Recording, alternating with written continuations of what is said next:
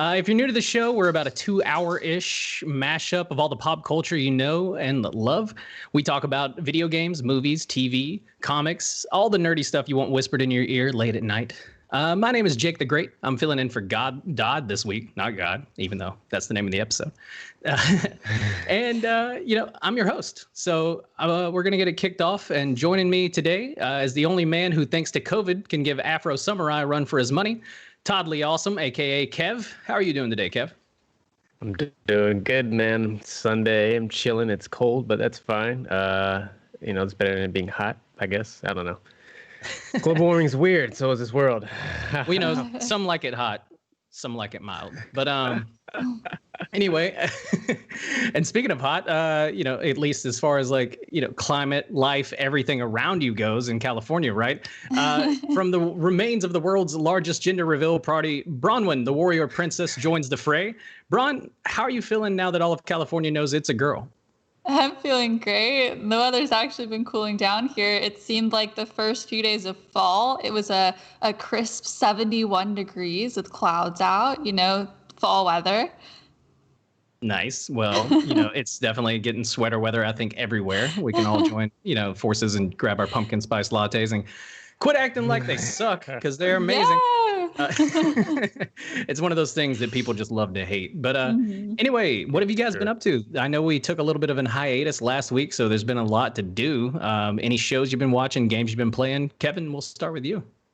Yeah, so we just finished The Boys season 2, so we're all caught up. And holy shit, what a ride! I think it was like after episode 6 or 7, we had to take a break. We went to Target, did some things, sort of decompress because how much of a roller coaster ride it was. But yeah, it was amazing. I'm very much looking forward to season 3. So. Oh yeah. No, I think we all are. That is a constant roller coaster. But yeah, they definitely kick it up towards the end of season 2. No spoilers, but definitely everybody check it out. What about you, Bronwyn? Yeah. I still need to finish The Boys. That's on my list. I started watching on Netflix The Haunting of Bly Manor. Yeah. Haunting of Bly Manor. Yeah, I'm excited because I wanted something creepy to watch for October, and I love the first season. Or no, I guess it wasn't the season by the same creators, The Haunting of Hill House, and I know that season kind of took a while to build into the crazy, just scary, horrifying mess that it became. And I'm thinking on this show too. It's just I need to get past that building stage. I haven't been quite sucked into it yet, but I want to keep watching and see what it has to offer. Yeah, no, it's honestly, it's one of those that it's kind of like whenever I finished it, it's more of a love story than a horror story. And that's just not to give too many spoilers, but it really is. Mm-hmm. Yeah. It's not as dark as I want it to be. Yeah, no, it's definitely not as scary as Haunting on Hill House, in my opinion, but it's still a solid show. Whenever you finish it, it's one of those where I think you're going to be glad that you at least gave it a shot, though. Yeah. Yeah. Cool. Well, before we get started, games to get into too. Oh, what was that, Kev? So I'm trying to find some creepy games to get into too. I recently stumbled upon Man of Medan, so I highly recommend that if anyone's trying to get scared for Halloween. It is getting spooky season. It's almost time to dust off those copies of Five Nights at Freddy's and stuff like that. Or play a little bit of Alien Isolation, which is a game that I don't think I could make it through the first 10 minutes of. Yeah. But before we get started, a quick reminder to everybody, if you like what you see here, be sure that you follow us on social media at Geeklife Live on any of our social medias, or even follow our personal socials. Kevin, you can find me at Gonzo Gone Live right here. It's literally I believe in one of these areas. I always fuck up pointing at it, so I'm just going to point everywhere really quick. Okay. And then where can they find you at, Kevin? Yeah, so they can find me at Kevin Todd Jr. And then at Twitch, Todd Lee Awesome. Awesome. And Bronwyn, what about you? You can find me at Space Nymph. I'm here on Twitch, but mostly on Instagram, so go follow me there. Instaglam more. I like it. But anyway, we've got a packed show for you guys tonight, and it's time for The Rundown. As always, we're going to kick things off on the small screen with some TV headlines. Leto should be back to sending people dead rats soon, with new shots coming for the Snyder Cut. She-Hulk no smash, apparently. It turns out the rumors that we gave you guys earlier in last week, or the week before last, actually, were false. So we'll dive into that a little bit more. And your favorite straight white male serial killer is back for a second finale? As if one wasn't enough for him, you greedy serial killers. Next, we're going to go into Amazon Prime and Rewind, which is a little bit like Netflix and chill, but without the implication. Borat's back, and it's so good that Rudy Giuliani's touching himself to it. Spiderman is in Uncharted, and what is this, a crossover episode? And DC news that is so long overdue, it's a little bit shocking. That joke's going to land really hard later. Then we'll stab someone in electrical and call our best friend sus in this week's video game news. AOC was in Among Us. Does politics and video game feel sus?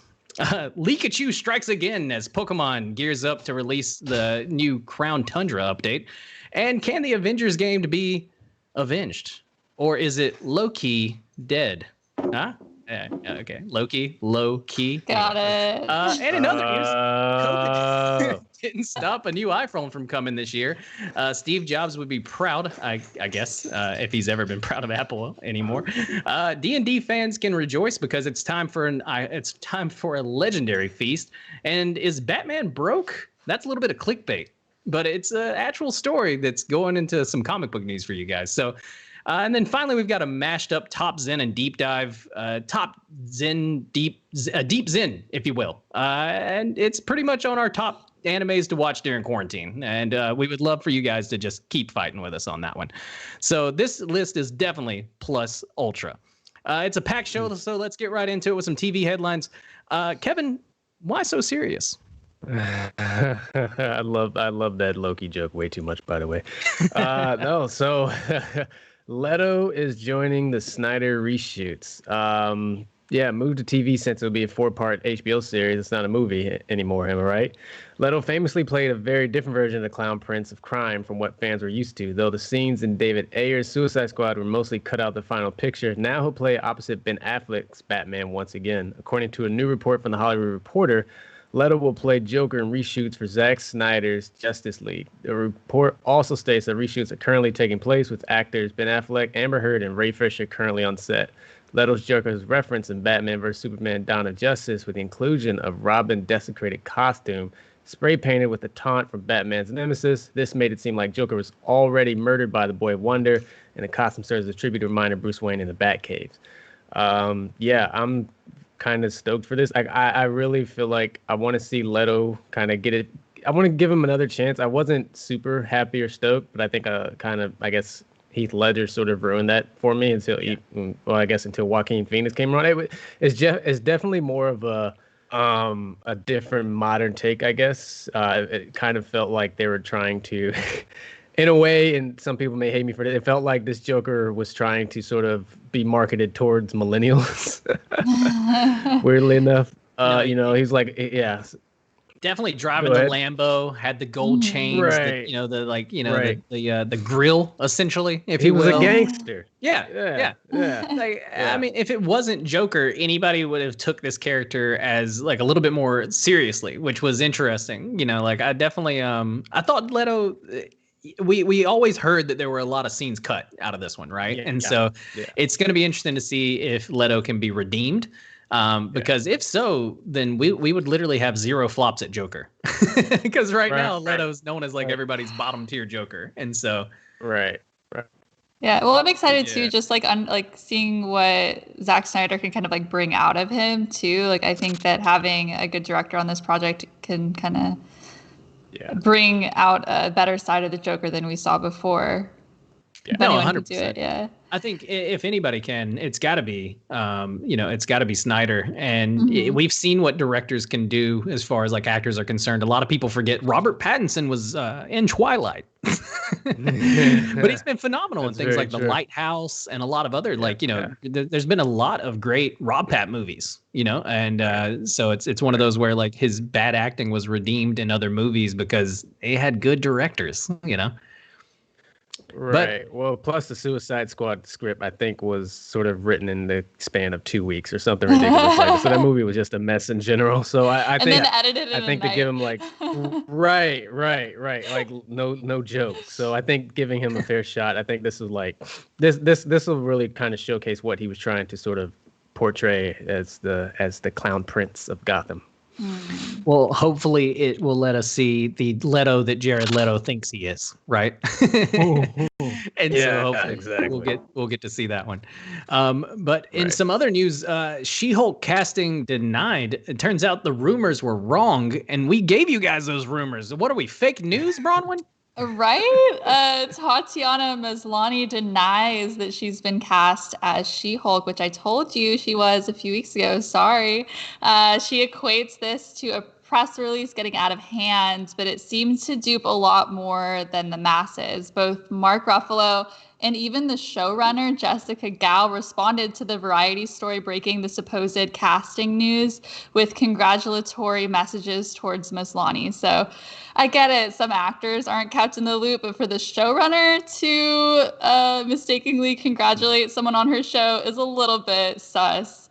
For now, Jennifer Walters' identity is kept under wraps, but as the show starts filming next year, it won't be long before the She-Hulk is, or our She-Hulk is unveiled.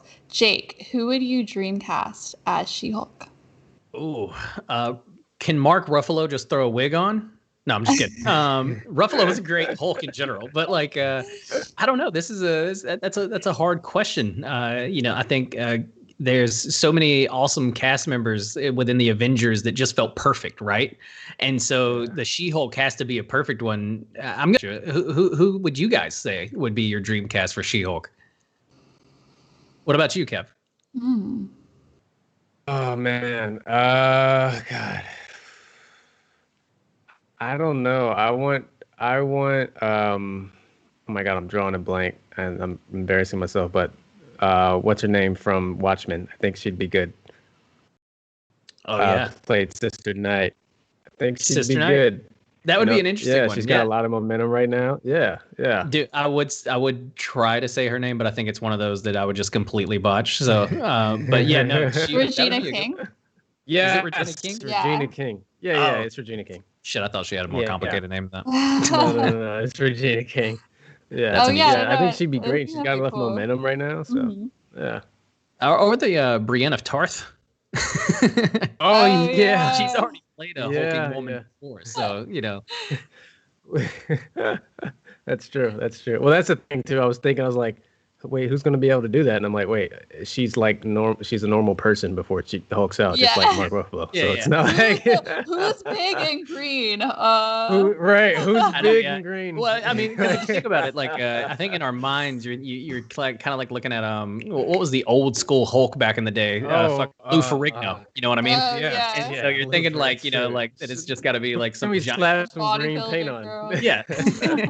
But no, it really could be just about anybody. And so like I think those are all some great casting options. But last but certainly not least in TV news this week, Dexter fans can rejoice because apparently Dexter has been revived. The new season is to act as a second finale. Dexter showrunner Clyde Phillips has confirmed that the upcoming revival will not rewrite the events of season 8, but will basically be a start from scratch. Phillips, who was the showrunner for the first 4 seasons and originally of the original series, will be returning as the showrunner on the new limited series. And fans, and he wants to give them a second finale as he thinks many of the fans felt disappointed. Dexter's final season was widely criticized for having an ending that didn't satisfy the show's loyal fan base. Spoiler alert, the last episode, titled Remember the Monsters, saw Michael C. Hall's serial killer starting over as a lumberjack in solitude of the Pacific Northwest.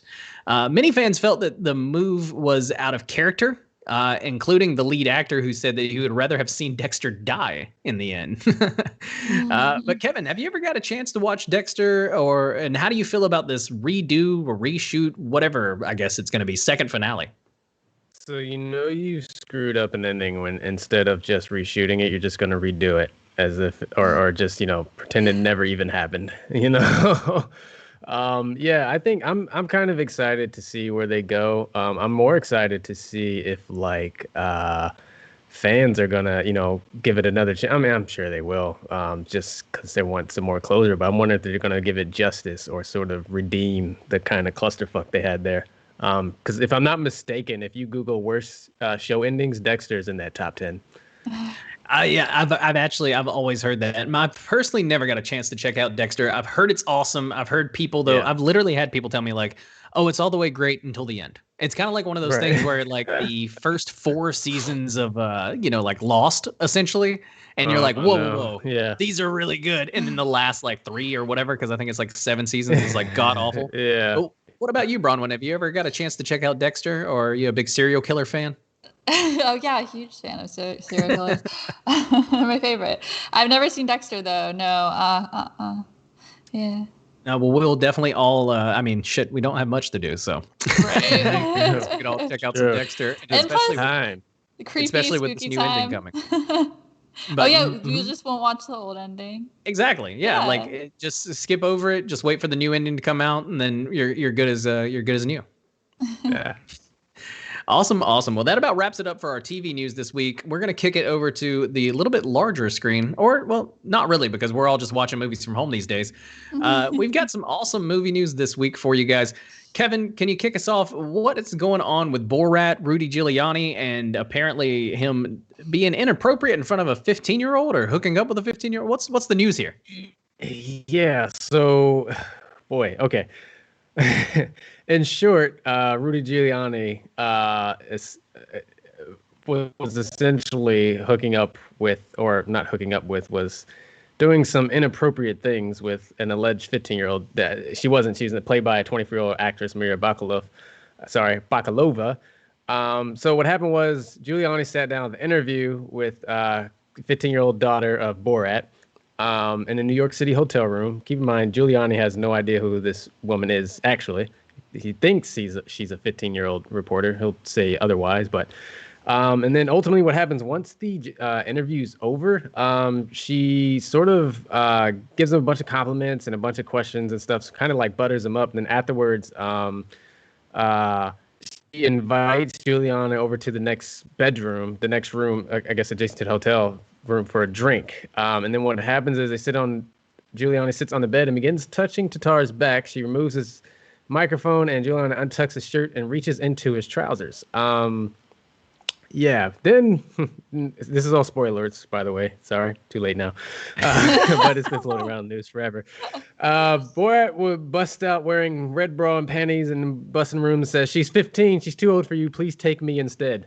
Giuliani promptly exits the room, and Borat and Tatar are seen running down the sidewalk to the wail of police sirens. Wow. So yeah, that's ultimately what happened. Giuliani addressed the incident on a radio interview on Wednesday, saying that he was simply tucking his shirt in after removing his microphone, and claims that the clip is doctored and it's a hit job and they'll do anything, yada yada yada. So, Jake, is anyone safe from Borat? Like, no, it definitely doesn't seem like it. And I haven't been able to check out the new Borat. I'm actually waiting this week, to watch it with a friend of mine who's coming into town. And so it's one of those where, like, oh man, I'm so excited to dive into this movie and just see how many politicians' lives are going to take a nosedive. I've heard it's a really good show, or a really good movie, especially the second time around. The first one I saw in theaters, and I was way too young to have seen that in theaters. And so, but yeah, no, you're right. This Rudy Giuliani news has been making the rounds already. It's been a big one, obviously, because he's Trump's lawyer, the president of the United States. And so, and then I'm definitely not buying the excuse if he had to lay down on the bed to tuck his shirt in. I've been a man who's had to tuck my shirt in for church, things like that, like, or just the suits in general for work and things, like my whole life. And I've never once had to lay down on a bed to do so. It's actually harder that way. Like sitting and laying down on a bed to tuck your shirt in is probably counterproductive. Yeah, just stand up. Right. Yeah, like the only thing missing from that was Chris Hansen busting in through the door and saying, "Excuse me, sir, we're gonna." Excuse me, Rudy. Can you take a seat? Well, you're already laying down on the bed, touching yourself. So anyway, can you quit that? Right. Right. Oh man. Well, we will definitely have to. I'm definitely gonna have to check out Borat. I'm sure it's one we can give kind of a better review of next week. I want to give fans and everybody a little bit more time to see it, but definitely we already spoiled a scene.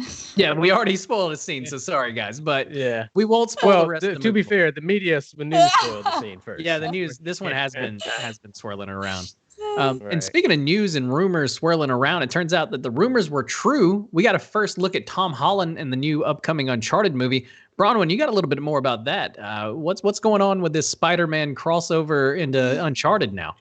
Yes, and I get to redeem myself for giving you the wrong She-Hulk. So I was right about this one, everyone. Tom Holland is playing Nathan Drake in the Uncharted movie. At last, we got a sneak peek into the Uncharted movie as a shot of Tom Holland embodying the iconic Nathan Drake is released. This is definitely a younger take on the character that we've seen in the games, which really feels like an interactive movie as it is, if you've ever played the games. But he is still unmistakably serving that Drake energy. We don't know any plot details at this time. We do know that Mark Wahlberg is playing the role of Sully, Drake's mentor. The Uncharted film is currently scheduled to release in theaters July 16th, 2021. Kevin, are you a fan of any of the Uncharted games, and what do you think of this portrayal? So I have not played an Uncharted game. Unfortunately, I've been slacking in that area. But it's something that I've definitely been aware of, and I've heard so many great things about that I really need to and will ultimately sit down and just play through it. I need a single player game to play anyway. But I think I've seen like some of the images of Tom Holland, and he looks like a younger Nathan Drake. But I like Tom Holland. I think it's a pretty interesting casting. I'm kind of excited. I'll see it. What about you, Jake? Yeah, no, I'm our resident PlayStation expert Dodd is not here this week, and I know Bronwyn, you're also Team PlayStation, so you two are because I believe Uncharted's a PlayStation exclusive. Oh, I didn't realize that. I played them all, but I didn't know it was exclusive. Yeah, and so unfortunately, me and Kevin have missed out on those cinematic experiences. I see. Right. I can't tell if she's being sarcastic or like, oh, I didn't know we had great, amazing exclusives on PlayStation. I know, right? But I'll definitely see the movie. And I'm a big fan of Tom Holland. This cast looks like it's going to be great. From what I've seen from clips of it, the game's amazing. And so definitely excited for the movie. And, like I said, Tom Holland, come on. Yeah, and it's kind of like a male, like Tomb Raider sort of scenario. And it's like really fun, action-packed. And I like his whole energy. It's kind of obnoxious and like a little bit like, I know him the shit, and I feel like he's gonna bring that to the role a bit, which I like that for Nathan Drake. No, that's really good. I mean, like men don't get enough things, so I'm glad we took off. But speaking of just awesome actors in general, not just Tom Holland, but great transition, by the way. I'm really good at this. Speaking of great actors like Tom Holland, Michael B. Jordan is set to produce a live-action Static Shock movie. That is right. Michael B. Jordan is attached to Warner Brothers and DC's upcoming live-action Static Shock film with Reginald Houdini as a producer. Static Shock has been on the list of many DC fans as a character Warner Brothers needs to bring to the big screen for a very long time, and I am one of them.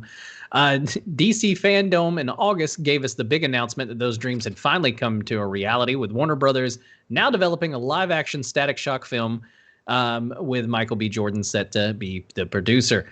And he's the latest name attached to the film, and I am personally super stoked for this one. Kevin, Bronwyn, did either of you grow up watching Static Shock like myself? I know it's one of those that, like, whenever all of the DC movies and everything started really kicking off, I was like, please, God, please, if you're there, you're going to give us a Static Shock movie, right? And then, for years he was not there and he turned his back on me. But now he finally listens. And in 2020, nonetheless. But Kevin, have you ever seen Static Shock? Are you excited for this news? Oh my God. Yeah, I love Static Shock. Yeah, I actually wanted to be a bang baby. I was hoping I'd get hit with some of that gas, and give me some weird superpowers or something. No, seriously, I love Static Shock and just the show in general. I think it was really great. I think it's kind of underrated too, especially for a kids comic show. It did a lot of just telling stories within like Black communities, and then just having another sort of superhero, a Black superhero again, sort of just breaking a lot of barriers. And I think having this role sort of reprised and putting this movie back into putting this sort of character back into the spotlight, I think it's pretty big, and it's a great move. I'm super excited for it. No, I mean it's huge news, and like I think I grew up loving Static Shock, man. I came home, he was just one of the many superheroes, and like you said, dude, the way he got his powers, it's a phenomenal show. I've been meaning to go back and watch it because I know it's on DC Universe or on HBO Max or on one of those now. And so, Bronwyn, did you ever get a chance to watch Static Shock? No, this is all going over my head. Boom babies, what? Yeah, it's definitely one of the less sort of known it's known, but it kind of flew under most people's radars. But it was great. I thoroughly enjoyed it. Yeah, no, it really and I think it's one of those that just all an original show, kind of like Batman Beyond was back in the day. DC really let the creatives kind of go nuts with a few characters, make their own characters, had some great liberties and everything. And so Static Shock is one of those, and I'm super excited for that. Kind of like this one to be coming back. But that's gonna wrap it up for our news in the world of movies, and we're gonna head right on into the world of video games. And Kevin, you've got a big one for us. It looks like AOC is looking a little sus or not sus. What happened this weekend on Twitch? Yeah, so she was definitely sus a couple times, but the Twitch streams for sure was not. It started with a tweet saying from AOC, "Anyone want to play Among Us with me on Twitch to get out the vote?" And after that, within seconds, Twitch's top streamers and various personalities filled the congresswoman's mentions with "it would be an honor" coming from Pokimane, who has an audience of 5.9 million followers, and then other various personalities and content creators sort of following right along. Ultimately, what ended up happening was AOC, Ilhan Omar, and a few other streamers went and played Among Us for about 2 hours, and it was great. It was hilarious. It was funny. It felt very candid to see AOC and these sort of serious politicians play this game. You really you forget, you're like, oh, she's my age, and you start to see that as she's playing the game, like she's reacting how I would playing this game, especially for the first time. And also another milestone, it was the second highest stream on Twitch with over 430,000 people watching it. Just to put it in perspective, her counterpart, who's a professional streamer, Pokimane, I think topped out at in 70,000, which is also a lot. But we're talking about historic numbers here, and it's big for a lot of reasons. It's big because she's sort of using this platform to reach, an audience that really is, as we know, older politicians don't know how to connect to. They don't even know what Twitch is really, and she's really sort of taken the bull by the horn, so to speak, and saying, why not? Why not? Let me just go ahead and go to where these people are and stop trying to make them something they're not. And and that's one reason, using that platform to raise awareness about political issues and encouraging people to vote. But then also too, sort of just, video games have always had this sort of stigma, and whether it's been, childish, crude, or violent even. This is where ESRB came from. For a politician to get on and use a video game as a political platform really kind of, I think, can help destigmatize it in that way too, where it's sort of like, oh yeah, video games are just another form of media, like movies or television. Oh yeah. Did you guys get a chance to check it out, or? No, I've definitely seen a couple clips from it, though. It's definitely made its way around the internet. I know it was obviously, it was one of the largest Twitch streams in history. And so, I've definitely seen some clips from it. I've definitely heard people talking about it. A lot of people were super excited to see AOC, playing it and talking with people and telling them about, getting out there to vote and everything. And so I think, like you said, it's a pretty awesome kind of tool in a way. Like it would be like me running for office and just like dominating kids in Madden. And just like, and like, that I'm gonna win votes 1-on-1 that way, in 2K, just like, right. But Bronwyn, did you get a chance to check it out? Yeah, I watched a little bit. I wasn't watching the actual stream, but I did watch clips. And before she did this stream, I was actually talking to my parents about Among Us, saying like I wanted us to like play as a family because we haven't been able to spend like a lot of time in person together. They're just like, oh, I don't know, like sure, maybe we'll play it. And then she does this, and my dad's texting me like, oh my gosh, it's that game you were talking about. AOC plays it. I want to play it now. So right. It's even inspiring. And also, holy shit for like the developers. Oh, I know. Huge for the developers. They went from, whenever we first covered Among Us, I think we had talked about how they went from having a top of 18 players at one point last year, and then over this year it's reached millions. And so oh man, they got to be definitely on cloud 9 right now. Yeah. But speaking of not having great transitions, Pokemon Crown Tundra released new Pokemon leaks a few days, or new Pokemon Crown Tundra is coming out, and apparently there was some new Pokemon leaks a few days before its release. Bronwyn, you've got some news about these leaks. What's going on with Pokemon? Why is it leaking again? Yeah, I don't know. Nintendo is just super leaky, despite the fact their flagship character is a plumber. It's been like every week in the Nintendo leaks. But yeah, according to this new leak, the new Pokemon Sword and Shield DLC you'll be able to choose between legendary horse Pokemon that can fuse with the legendary Caltrax.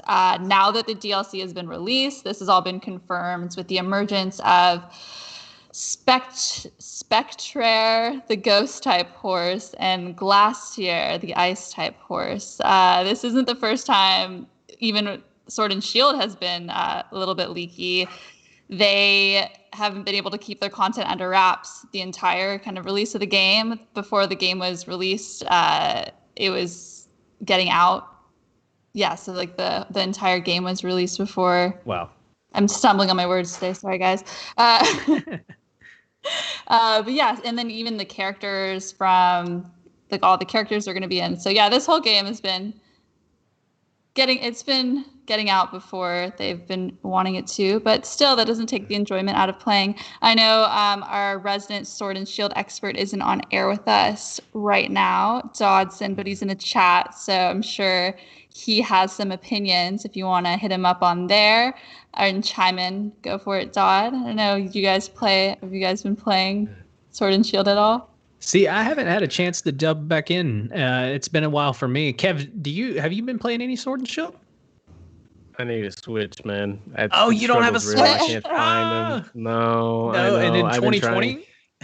Right, I know. Every time, like, I'll see, I follow a couple accounts that promote, game deals and stuff, and I'm like, oh yeah, now's my time, and then I go there and it's sold out within minutes, and then I look on eBay and they're selling it for like a 50% markup. Oh my god! Yeah, I got mine at the perfect time. I got mine like in April, and I feel like that was before they all were the perfect time. Mm-hmm. Jessica got the struggle's been real. My girlfriend Jessica actually bought hers because I've had mine since like launch. So I was that guy. I was like, I need the Switch. Like this thing is awesome. Yeah. And so I bought one right whenever they first came out. But my girlfriend, she actually got hers. I want to say like literally right before Animal Crossing. So it was a few weeks like super. Before Animal Crossing came out, and so she got super lucky on that front, and then was able to play Animal Crossing all of quarantine.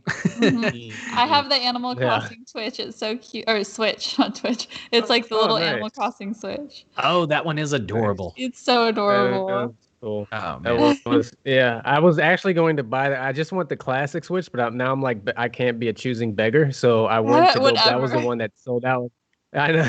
That one sold out within like minutes. So Oh man. Yeah. But no, you definitely got to get a Switch. I need to get on this DLC. I know Dodson's played a little bit of it, and like you said, he's not here this week, but he's definitely here with us in chat. So sound off, let him know your favorite Pokemon, your favorite parts of this new update, or any of the DLC that's come out so far. I was super excited to hear that Pokemon had expansion packs for the first time ever anyway, right? Like that was a kind of a big deal for a Pokemon game to have extensions to it. And so It's fun that I got to play a little bit of the first one, which was like the Isle of Armor or something like that. But then this the Crown Tundra, I haven't got a chance to check out yet. So definitely going to. Not a big fan of horse Pokemon though. I'm not a horse girl, but whatever. But speaking of new games that are, definitely continuing to evolve, the new Avengers update was pushed back, including Kate Bishop DLC. Apparently, it is a depressing state of game over at the Avengers. Marvel's Avengers has certainly had some issues during its initial launch window, but the team at Crystal Dynamics has been hard at work delivering patches and slowly but surely addressing many of the fans' biggest concerns and criticisms. This week, Crystal Dynamics addressed the current state of the game, as well as the status of future plans and releases, which includes a new character, Kate Bishop. Bishop was expected to hit sometime this month, but Crystal Dynamics is delaying her release just a bit to make sure everything is good to go with the new content, as well as the foundational content she is being added to through the push. Though the push doesn't seem to be that long, they say it could be a bit later and a little bit further out of October. I've yet to get around to playing the Avengers game, mainly because I've heard this one's not like I really haven't heard too many great things about it. I've seen Dodd playing it a few times on stream, and it looks like a little bit of fun, but I was not really looking for a Destiny-style game when this Avengers game was coming out. But, Braun, have you been able to check it out yet? What do you think about this delay? Yeah, so I haven't played it at all. I've watched Dodson stream it, so yeah. Oh, man. What about you, Kevin? Have you ever gotten a chance to play it? No, I haven't. So I've been hesitant because I've heard so many mixed things. I've been sort of torn because when I first saw it at E3, I was like, oh, this looks really cool. And then I started thinking, I was like, wait, how are they going to pull it off? Then I found out it was Crystal Dynamics making it. And I'm a huge Tomb Raider fan. I'm like, oh, this is going to be awesome. And then it comes out and people's like, I don't know. So I'm kind of, back to where I was when I first heard about it.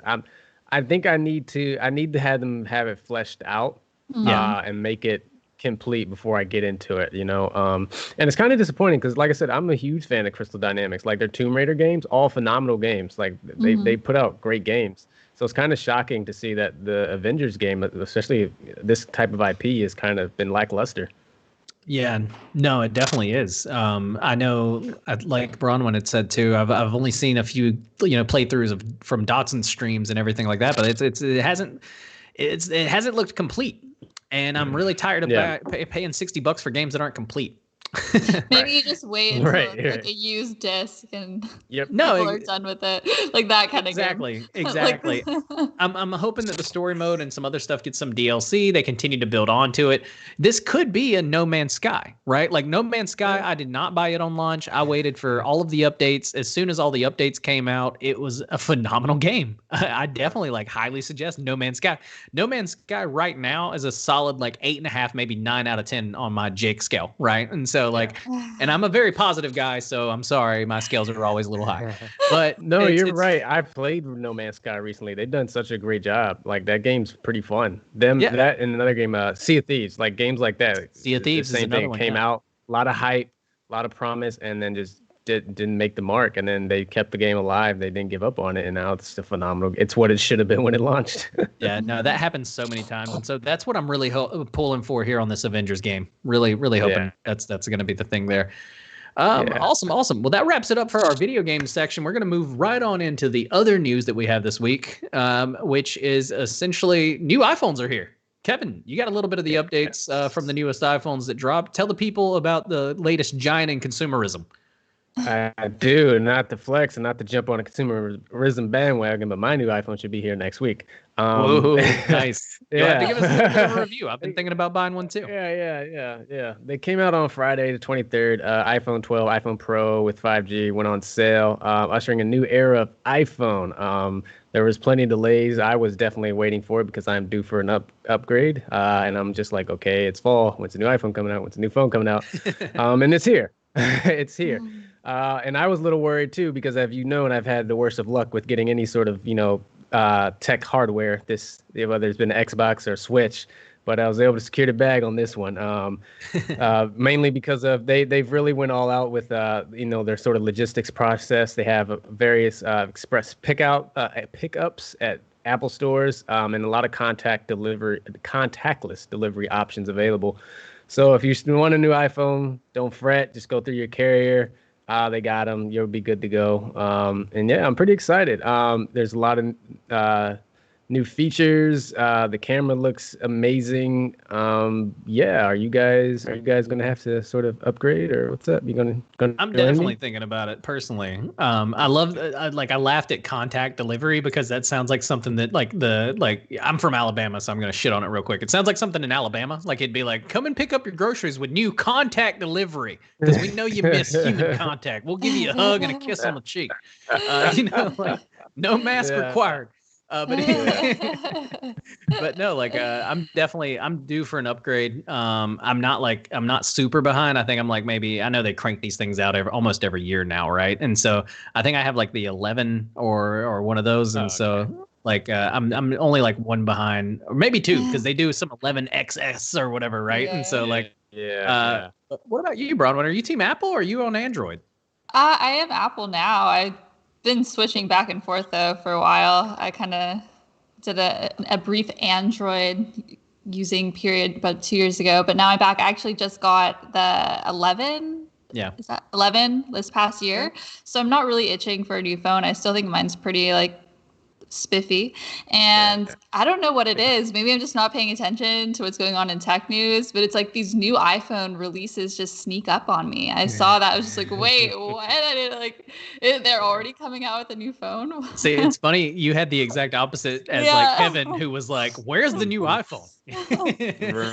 Right. Give it time, Brian. You're part of the Apple cult now, so you'll be on. Right. Once it self-destructs, they always get to that point where it's just like the battery doesn't last more than an hour, and then you're just like, That's true. Now I need a new phone. But mine's doing well. That's how I used to be too, but now that I've started making tiki-takis, I like to have a very good camera so that they can see me hit my Renegade in 4K. But anyway, it's already a good camera. What was that? You already have a good camera. I'm sure your phone has an excellent camera. It does, but the new 12's got like 12 cameras on it. That's why it's the iPhone 12. They have. Oh my god. Oh man! But speaking of things that I'm definitely going to be buying, Heroes Feast, the D&D cookbook is here. And Bronwyn, you got a little bit of news about it. What's going on with the Heroes Feast D&D cookbook? Yes, I'm so excited for this. I'm going to buy this as well. I think as maybe like a Christmas present for my dungeon master. But the D&D cookbook serves up comfort food and fantastical lore. The title of the book, Heroes Feast, refers to the 6th level conjuration spell, and that is just the beginning of how in-depth these references go. The book is split up into different sections: human, elven, dwarven, and halfling cuisine. It goes so far as to create menus from in-game taverns and inns. The book's 212 pages of recipes includes dishes like Yawning Portal buttermilk biscuits, Dwarven mulled wine, and honeyed ham with pineapple gravy. Wow. Jake, roll a d20 to see if Heroes Feast is in your future. It definitely is. I love food. I love to cook. That's what I did for years. And so it's one of those where this is definitely going to make it onto my shelf of cookbooks. I have a Ninja Turtles pizza cookbook. Oh my gosh, amazing. Yeah, it's pretty dope. It would be in this bookshelf back here, but I'm still moving. So, but no, this one's definitely going to make its way to the bookshelf too, and into the kitchen constantly. Those biscuits sound amazing, phenomenal, finazing. That's what I was trying to say. And the pineapple gravy ham. What was that? That sounds. It was honeyed ham with pineapple gravy. Yes. What? Definitely sign me up for it. Does that sound? Yeah. And you can make a whole feast and have friends over to play D&D. It can be a whole experience. I think that's really cool. That is true. It's almost Thanksgiving too, so it's about that time. Right. Different types of dinner parties going on there too. A halfling Thanksgiving feast. Yeah, you could have an elven. This is an elven Thanksgiving feast, if you will, right? So, there you go. Which is probably like a salad, because they're always in great shape. Yeah. Sure. Yeah. Aren't elves? You ever seen a fat elf? Come on. Like, really? No, never. You've seen fat, like like orcs, all these other like things or whatever, like because they eat like shit. Elves must eat like just like straight quinoa. yeah, like elves are just straight up just quinoa and sleeves. Yeah, oh, they love avocados. Turns out it's a lot of avocados. They love good fats. The elves do. Elderberry sounds like something that'd be an elf salad. Elderberries. Yeah, that's definitely something. Awesome. Well, last but certainly not least in our other news this week is Batman's apparently broke. Just like the rest of us, Batman is broke as shit. It's no secret that Batman's having some cash flow issues as of late. If you've been reading the most latest updates or the most latest comics of the Batman universe, but how much is Batman worth? At the beginning of DC Comics' Joker War crossover, the Joker stole all of Batman's money, with the villain's worth then estimated at around $100 billion. Or $100 billion, if you will. But at the end of Joker War, Catwoman stole it all back, but wound up giving it to Lucius Fox, CEO of Wayne Enterprises, and confidant of Batman, who now has a nest egg of tens of billions of dollars. Then, thanks to Batman number 101, we are certain of it. It's all gone. The money's all gone. Batman's finances are bringing him a little bit more down to earth these days because just like everyone else in 2020, we're broke as shit. And so, Kev, what do you think about Batman's newfound brokenness?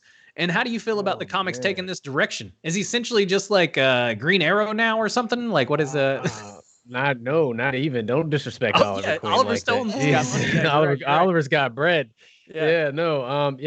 I think it's hilarious. I'm curious because this is what people say that Bruce's superpower is his wealth. Yeah. Now you take that away, so what's he going to be able to do? And I mean, is Lucius going to is he going to be like an employee for Lucius now? Is he going to have to get a job? Like I feel like they have so many directions they can go with this. I'm super curious about. Batman's one of my favorite superheroes, but I want to see how this plays out. Is he going to have to, does he need a Metro card? Like, what's going on? Yeah. Same. And Bronwyn, are you excited to hear, can I take your order? Like, yes. I'm excited. I'm excited to see just because he has so much crazy tech that's always evolving and like getting the new shiny thing. So it's just like him having to be like, oh, wait, no, I can't mess up this like batarang. I'm going to have to go find it. And like, Robin, collect those batarangs. Yeah. They're about $10,000 each. Daddy's broke as fuck. I wonder if he'll go full Robin Hood and start like robbing rich, corrupt people, right? And then using that to finance his vigilantism. It will be interesting to see, if they do go more of if he starts collecting some of the money that he finds at crime scenes or anything like that, right? Like, or like you said, kill him, but I'll steal money from their pockets. I never murder, but grab that Rolex. Like, and what did Lucius do with the money? Did he just not give it back to him? Because I see a screenshot here. It says like, without the money, I've got to catch up on the comics because apparently it gets pretty crazy in Joker War. And Joker War, Joker takes all of his money, then gives it, then Catwoman steals it back, and then gives it to Lucius. But then apparently Lucius, I don't know what he does with it. Like, but I guess like a lot of people, he probably put it in stocks, and then like the COVID happened. The market crashed. He had his money all in airlines. Yeah. Lucius was a big fan of cruise ships, it turns out. Cruise ships and hospitality. Yeah, he sold all his Purell stock and then put it into cruise ships. Also, this is why I love the Joker as a villain, because this is the most fucking hilarious troll shit ever. Like, I'm not gonna do it. I'm gonna take your fucking money. Like, he just finds a way to evolve. Like, okay, what else can I do? How can I keep with the times? Cybercrime. Yeah, exactly. Like, instead of hitting him with a crowbar, I've done that a few times. How about I steal all of his fucking crypto? Like, that's right, exactly. So, man. Hilarious. But I'm definitely gonna have to check out the comics to see this. It's a classic Joker move. Like you said, that is. I didn't even think about that. That's so funny that it's like, how can I really beat Batman? Oh yeah, take his cash money. Oh man, awesome. Well, we are going to take a quick, short 5-minute break, but before we do, let's take a moment to say thank you to a few people. Do we have any subscribers? Did we have any latest subscribers? It looks like Valst in Uku, Oscar WizKid. Thank you guys. Shout out. For the latest follow. I'm sure I fucked your names up really horribly. So if you want to like put some sort of phonics into the chat, let me know how to say those. Definitely. When we come back, I'll say them right. We'll say them correctly. Yeah. But let's address a few things from the chat too. It looks like Dotson definitely have been, staying alive this week in the chat with everyone. Thank you so much, man. Thanks for making sure everyone's staying lit. Also, Fattest Sax, thanks for tuning in, buddy. It's good to see you. I haven't played Among Us in a hot minute. We're definitely gonna have to jump back on that train, Kev. Definitely overdue. Yeah, for sure. Definitely overdue. Awesome. Well, that about does it. We're going to take a quick break. Remind you, if you all want to stay up to date on all the nerdy news you need to know, be sure to follow us here on Twitch. Be sure to turn all those notifications on. Follow our social medias everywhere. We're at Geeklife Live. And with that, we're going to kick it off to a little bit of break, but we'll see you guys in 5.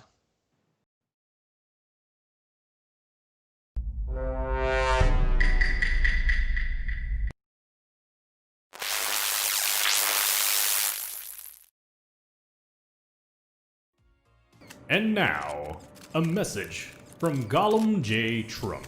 Why did you lie to the American people? And why should they trust you now? Such terrible questions as from filthy fake news, Herbert says. No lies. Smeagol doesn't want to live a panic. No, not about the virus. Yes, not about the virus. Not about COVID, sis. But curse the fears. Yes, we must fear the filthy anti-fish, Herbert says. Stoke the fears for our agendas. But not about the other dangers. No, not them. No, Strongs. If Smeagol makes a panic, Smeagol can't suppress the stock market. And Smeagol needs the preciouses. Yes, the preciouses.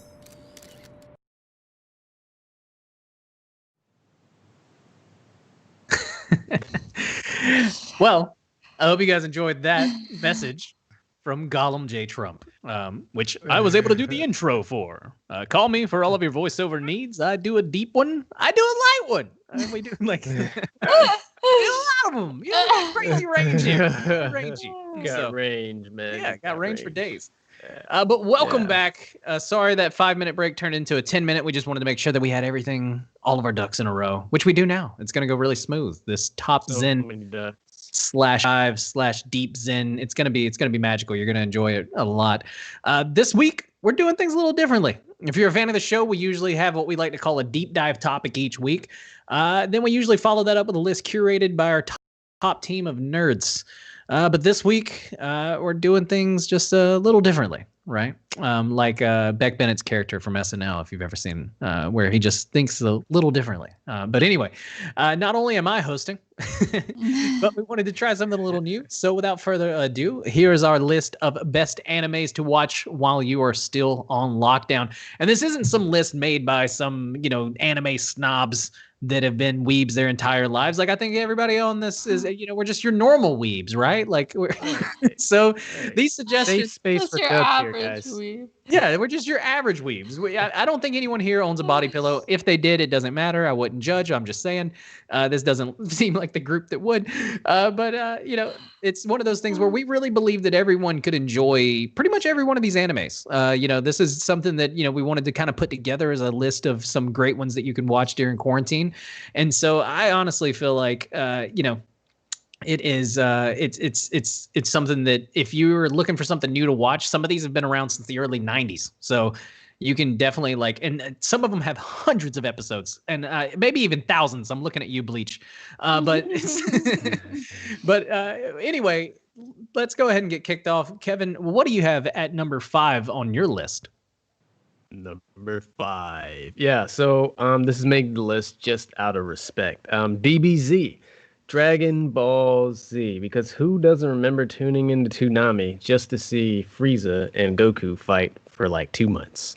Yeah, you know, it's what most would call sort of the gateway into anime for most people. It certainly was for me. I didn't even know what the hell anime was as a kid. I just knew I just thought it was a different cartoon style. But you know, this was one of those shows where it's definitely an older show, so it doesn't necessarily hold up as well, in my opinion, now, considering how many great animes have come out and are still going. But again, just out of respect, I got to throw it in here for the classic childhood nostalgia, and for, you know, all of the cliffhangers. You know, they are really sort of the king of cliffhangers. You know, I can't tell you how many episodes have ended with Goku trying to, you know, summon enough energy to do a damn spear bomb, you know. Yeah, so with that being said, Bron, what's your number 5? Number 5 of my list is an oldie but a goodie, Rurouni Kenshin. This classic premiered in '96 and really helped set the stage for the genre. The older style and the animation, but it's so captivating still. I actually didn't watch it until later in my life, until I'd already kind of gotten into anime, and so I wasn't watching the like early episodes when they were like coming out or anything, or I couldn't, I was too young. But the main character Kenshin is just such an effortless badass master swordsman with kind of a dicey past. He's a former assassin who's feared amongst all lands and kind of disappears for 10 years and then comes back and vows to never kill again and live this peaceful existence. And yeah, that kind of gets turned upside down as the turn of the show events, but still he sticks with his morals and is still able to help people. But it just his ease, and he just seems like this very like peaceful Zen person. But then when like a fight has to happen, he's like, oh yeah, like 2 swings of the sword, they're just like completely just on the floor. So I love that show. But what about you, Jake? What's your number 5? Yeah, so honestly, like my number 5 is Attack on Titan. I love Attack on Titan, but it's probably going to be for a different reason than a lot of people believe. It's one of the weirdest fucking shows I've ever watched in my life. The first time I saw one of the giant-headed monsters just leaning over a wall, I was like, what the hell is going on? I've got to learn more. Eren is a decent protagonist, but Mikasha is the GOAT, in my opinion. She is the most downest of down bitches you will ever meet in your life. And she will straight up dice somebody up with a blade. Total badass. And so love that show. I know it has a cult following. I've been to a Hot Topic before. But the truth of the matter is, I just love the bizarreness of it all. It's one of those that has a ton of episodes too. So it'll have you watching for hours on end. And you won't want to wait, or you won't have to wait like a lot of the diehard fans had to. Because this was one of those shows that took a historically long wait for a long time. Oh, yeah. And I saw someone in chat just shout out Commander Levi. That is that motherfucking dude, too. Levi is so raw of an anime character. I mean, there's so many cool ones. And Eren's like the lead character. And it's just like, I get it. The protagonist isn't going to be the coolest character and everything, right? Like, but at the end of the day, this show has a lot of great characters. I feel like it's got a lot of episodes, not too many filler ones as well, which is something I think we can all enjoy in a bingeable anime, right? And so that's who I have on my number 5. But that's our 5s. We're going to keep it moving right along. Kevin, who do you got at your number 4? Yeah, I got One Piece, my man Monkey D. Luffy, the Pirate King. What's great about this anime is it mixes action with irreverence. It doesn't take itself too seriously for how ridiculous it is. And also, it's a pirate anime. It's great. Who doesn't love pirates? Yeah. Despite all the pillaging and raiding. Well, but you know, we'll gloss over that. Yeah, it's. I think the show is so eclectic. It has so much going on, and I think the theme of it is just something that is so ridiculous that they can do just about. And speaking from anime and we know how ridiculous shit can get in any anime, this just goes over the top with a lot of the things. Just with one of the, like, you can't really put a finger on what, you know, the abilities are. They're just everyone's just fucking super strong and can do pretty much anything. It's very imaginative in that, right? So I just kind of like how there's no real boundaries in this, other than they just, you know, sail around and do pirate shit. So, no, and that's, I mean, that's pretty cool in itself. right. And I just started watching this. I saw it was on Netflix. I have a friend who's like a huge One Piece fan, and I was like, you know what? And I keep hearing things about it, so I was like, you know, let me give this a try. And I'm still fresh in. You know, I'm still early on in, but I got a long way to go because it's been running since 1999 and has over 900 episodes. So got plenty to binge. Oh my god! Damn. So my little jab at Bleach was actually meant for One Piece. Yeah, they're both up there. I was waiting for that one. So, Brian, what's your number 4? Speaking of Bleach. That's my number 4. I mean, like, sexy Soul Reaper, need I say more? Despite crushing on Ichigo in my adolescence, though, the reason why this series gets a spot on my list is because I think it's able to balance badass fight scenes and the compelling storyline, complex arcs, like interesting characters, all of that it has. And it's a little bit more of the darker style, which I like.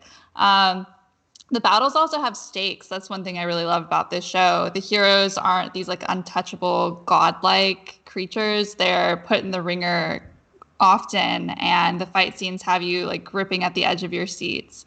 But yeah, I know that we have other, like, Jake, you watch Bleach too, right? I've definitely seen a couple episodes of Bleach. I've got to make my way. Like, it's one of those where I've like thrown on in the background and accidentally fallen asleep before. And so I actually need to finish it. I think it's on my most recent, or one of my recent watches on Hulu or something, like wherever I was watching it at last. I'll have to go back in and find it. Just don't watch the live action movie. Oh, I mean, dude, we could actually any anime live. Yeah, I was gonna say that's another list for another day, Bronwyn. Where we could go into the shit shows that have been, live action anime movies. But oh man. Yeah. Well, yeah. So, what's your number 4? Moving this list along. Yeah. So my number 4 is One Punch. The go-to anime suggestion for people who have never watched anime. The tropes are amazing. And the OP-ness of Sadama is just it's unmatched, right? Like the first time I watched this show, I was like, I wonder why it's called One Punch. Why do they call it One Punch Man? And then he just one punches fucking something and annihilates it. And I'm just like, okay, I fucks with that. And so this show had me immediately hooked. It's so funny. And even though many fans have complained about the animation changing, I'm no snob, and I really didn't even notice it. So, you can go ahead and hate on me all you want in the chat, but I really didn't understand the big deal whenever they changed from season 1 to season 2. I couldn't really tell a huge difference. And the show's just really started to come into its own. The characters are really starting to get fleshed out. Every time you hear this long-winded, Genos will make this like long-winded anime speech about how he's going to let down the master and everything. And then, Sadama just comes up and just punches it once. The fight's over and everybody moves on with their life. Right. And so, what's going to happen every episode. Yeah, you tune in every episode because you love it when it finally happens. And so One Punch, it definitely made my it makes my top 5. It makes my top 10. It's one of my favorite animes of all time. Don't get too invested though. This one takes some hella long breaks. Season 1 took forever. Season 2, I think it's like season 2 was like cut into halves, and the first half of season 2 came out like earlier I want to say it was the end of last year or the beginning of this year. But obviously time is, just kind of like a wrinkle right now or whatever the fuck it's the Fugazi. And so, but anyway, that's our number 4s. Let's keep this party moving with our number 3s. Kevin, what makes your number 3 spot? Number 3 is Kenichi, the Mightiest Disciple. I stumbled upon this anime from a friend who showed me this very stout, large, blonde man kicking open the ocean and then beating the shit out of the sharks. I was like, I got to watch this. Essentially what it follows a young protagonist, Kenichi Shirahama, who's basically a second-year high school student, and he gets bullied a lot, as is the backdrop for most sort of animes. And essentially to learn how to defend himself, one of his contemporaries, Miyu Furujini, sort of takes him to her home / basically martial arts camp, which is run by her grandfather, which hosts a cast of characters who know all or are masters of all types of martial arts, from karate, jiu-jitsu, Chinese martial arts, Muay Thai, and weapons. And he ends up, they agree to sort of teach these things to him because they realize he doesn't have any killer intent. And he goes through this whole journey of learning each sort of style and the sort of the tropes of each of these characters. It's great. I remember the Muay Thai guy is like, he's this extremely large man. He's only like 18 and he has a very high pitched voice, but he's like a beast at Muay Thai. And it's just great. So you get to watch sort of, it's also kind of a coming of age story too. So it's kind of has that sort of thing going on, but it's a really great sort of underdog story. And, I've only seen season 1 because I believe that was the only one that was released as a very short anime. The manga has still been going on, but as far as anime, I think there's only been 1 or 2 seasons so far. So, but I definitely need to pick that back up if there is a second season. But yeah, nice. Bronwyn, where are you at number 3? My number 3 is Samurai Champloo, by the same creators as Cowboy Bebop. So it's like similar in that animation style and just like general cool vibiness. The show takes place in the Edo era of Japan, but fuses it with a modern day and like pulling in a lot of hip hop aesthetics with the music, with the styling, and it's just beautifully choreographed and everything is aesthetically beautiful. The music pulled me into the show initially, and if you're on the fence about watching this, I would just like look up the title sequence, like the intro on YouTube, and you'll be like instantly drawn in.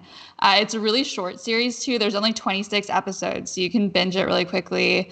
It's definitely really high up on my list. If you like Cowboy Bebop, you'll really love it, especially that kind of animation. So yeah. How about you, Jake? What's your number 3?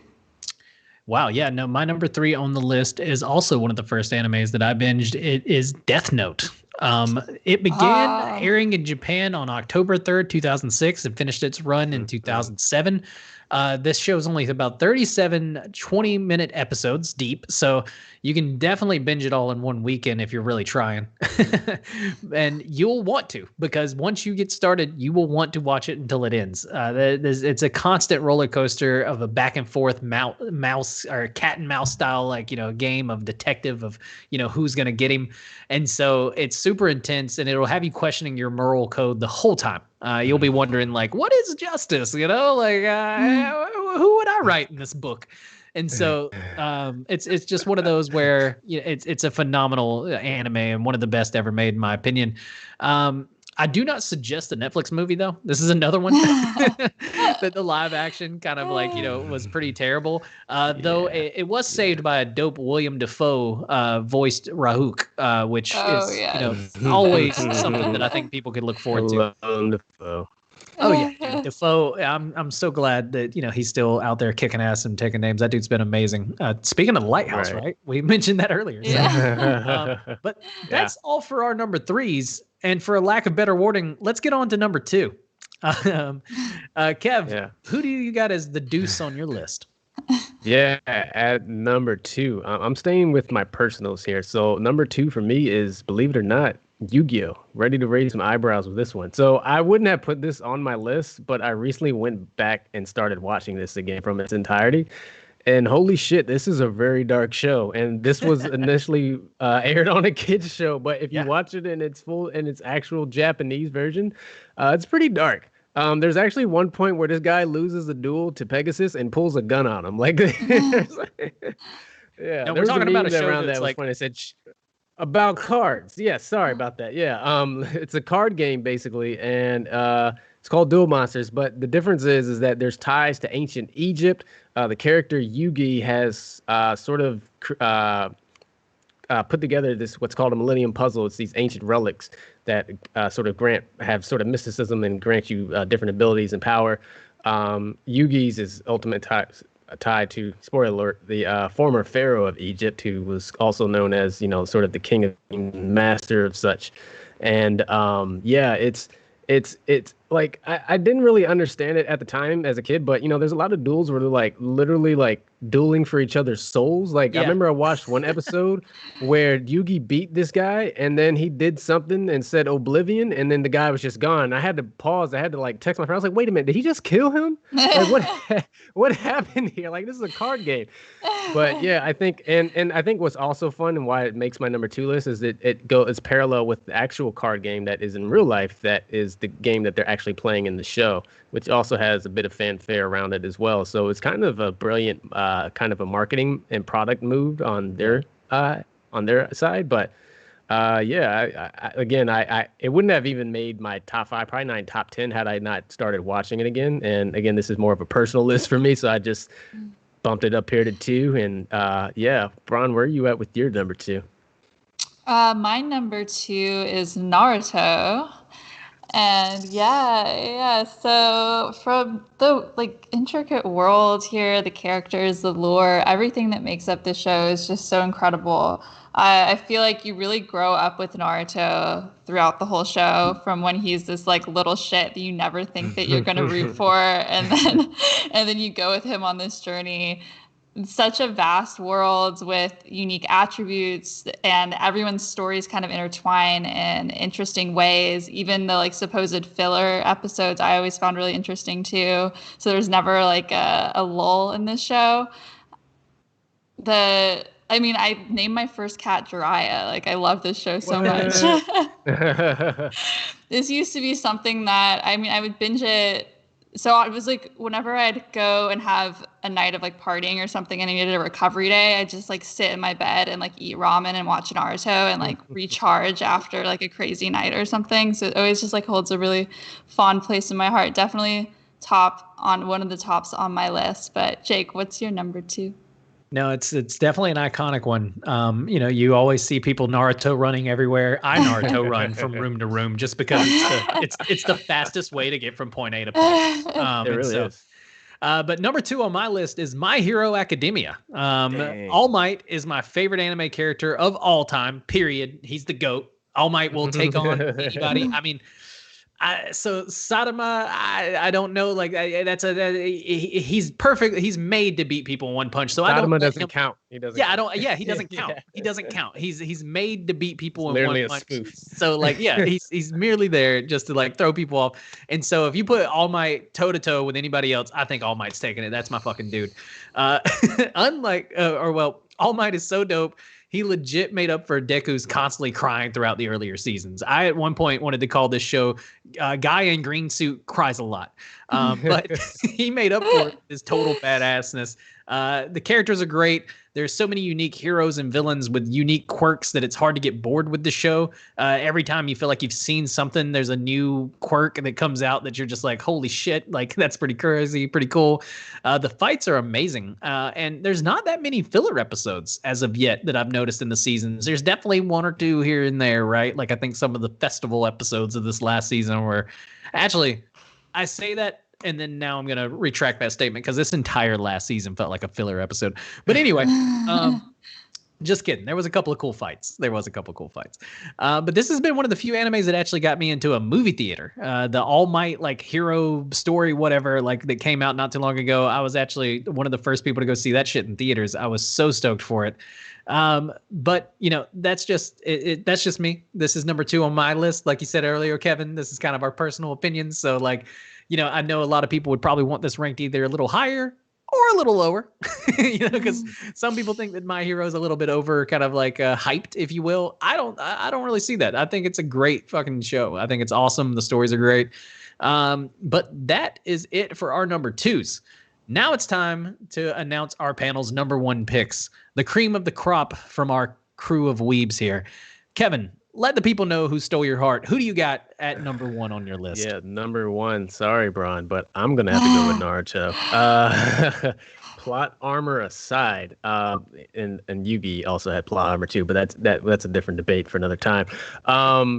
It's something about this show. I don't know what it is. It's like it's magic in a way. Like the characters are eclectic, all the abilities, the lore. Like you kind of get lost in it. Like I want to be a shinobi too. Like Yeah. it's and a lot of sort of the philosophical quandaries that they have with the episode. Whether it be it's sort of Itachi's existential dread and his sort of philosophy on life and his motives and his actions and Naruto's actions, Sasuke's. Just there's sort of this great yin and yang balance between that happens on the show, despite how some people would say how it ended. But to me, I just think it's like I still go back and rewatch it. I'll go through a certain stage. Like I want to see, I want to watch Pain's story arc again, or I want to watch the Itachi stuff or the Kakashi stuff. Like there's so many different story arcs going on. The only knock on it for me, of course, and that's with most shows and anime, is the filler episodes. And some of the filler episodes are pretty lit. They're pretty cool. But it's the main plot is so great. It's juicy. You just want to get back to it. And this is really a show that influenced me so much that like you, Bron, I was just sitting there eating ramen, watching this show. So much so that I fell in love with ramen. I'm somewhat of a I told myself as somewhat of a ramen connoisseur. This is where my love for the meal and cuisine kind of came from, and make it myself now.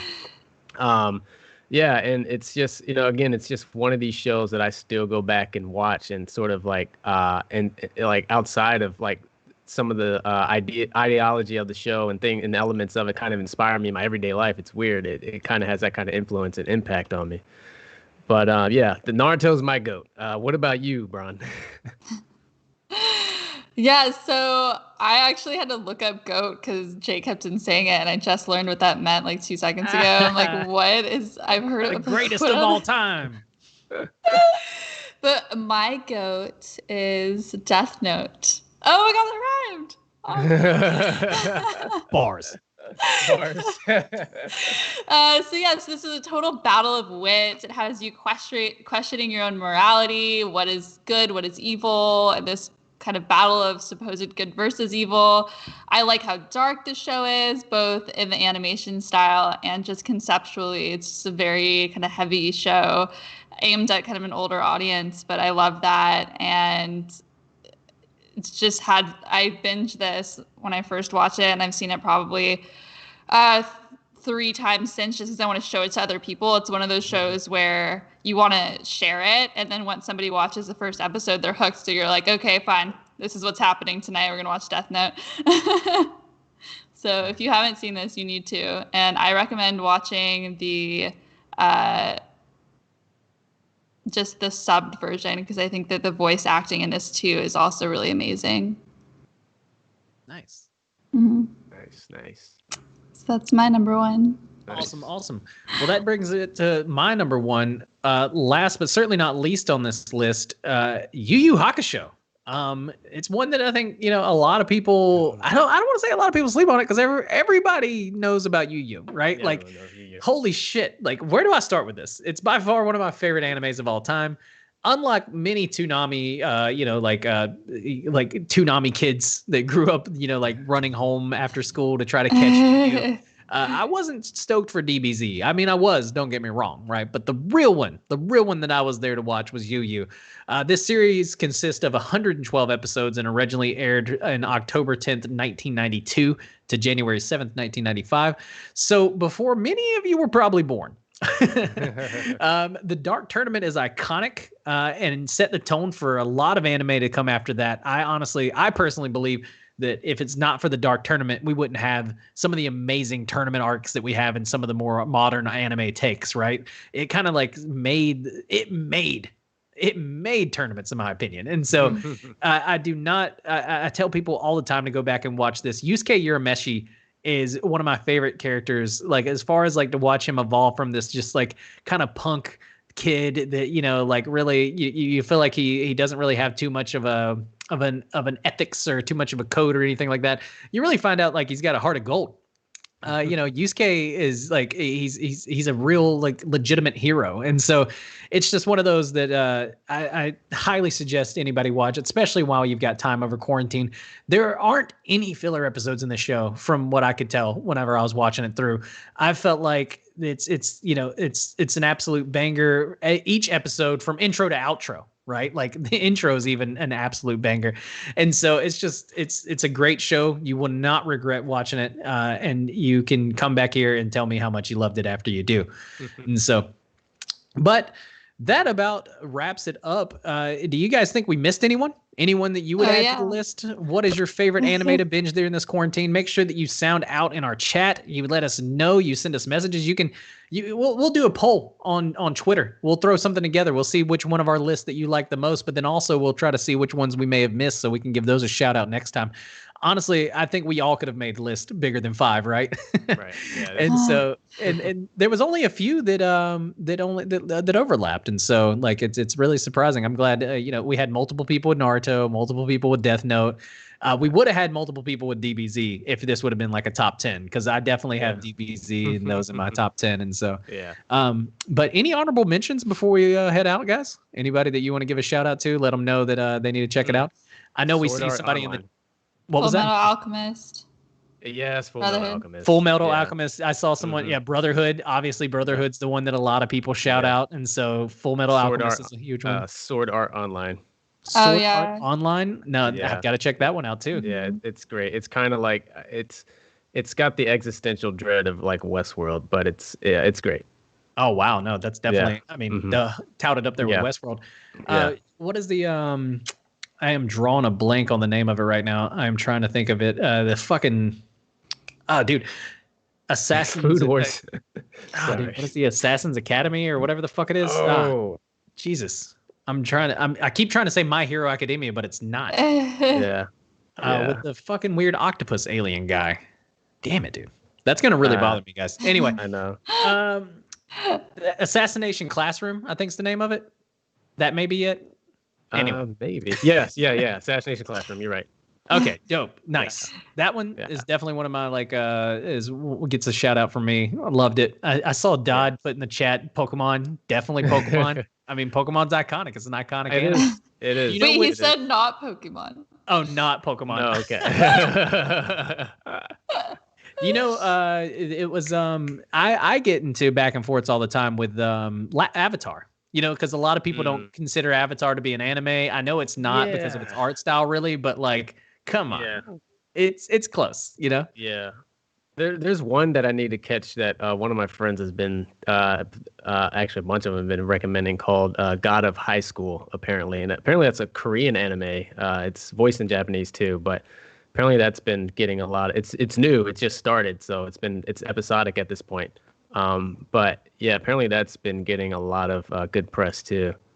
Nice. And a good Netflix banger is Castlevania. Really? If you guys haven't checked out Castlevania, definitely give it a watch.